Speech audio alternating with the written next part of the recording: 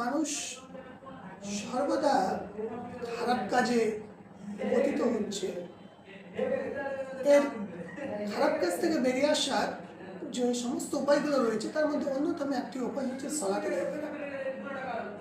আপনি যদি নিজেকে পরিবর্তনের দিকে আনতে চান তাহলে অবশ্যই সালাত আপনাকে সেই পরিবর্তনের দিকে আসার জন্য আপনাকে অনেকটা সাহায্য করবে। কারণ এই নামাজ হচ্ছে এমন একটা ইবাদত যা সর্বদা আপনাকে আমাকে খারাপ কাজ থেকে দূরে রাখে।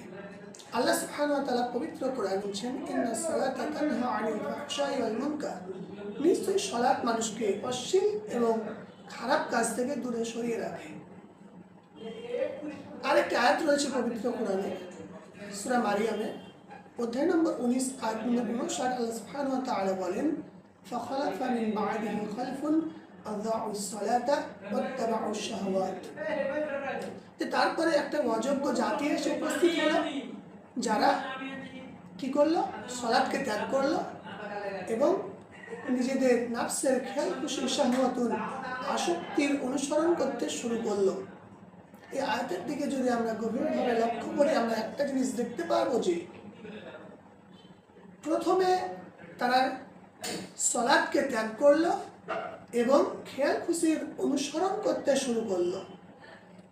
আল্লাহ আয়াতে এমনটা বলেননি যে সেই সম্প্রদায় প্রথমে নিজেদের খেয়াল খুশির অনুসরণ করলো তারপর সালাতকে ত্যাগ করলো। এটা না বলে আল্লাহ বলছেন যে তারা প্রথমে সালাতকে ত্যাগ করলো তারপর তাদের নিজেদের নাফসের ক্রমান্তরে অনুসরণ করতে শুরু করলো। এই আয়াত থেকে একটা জিনিস স্পষ্ট হয় যে নামাজ হচ্ছে একটি অন্যতম মাধ্যম যা আপনাকে আমাকে সর্বদা খারাপ কাজ থেকে দূরে সরিয়ে রাখতে পারে।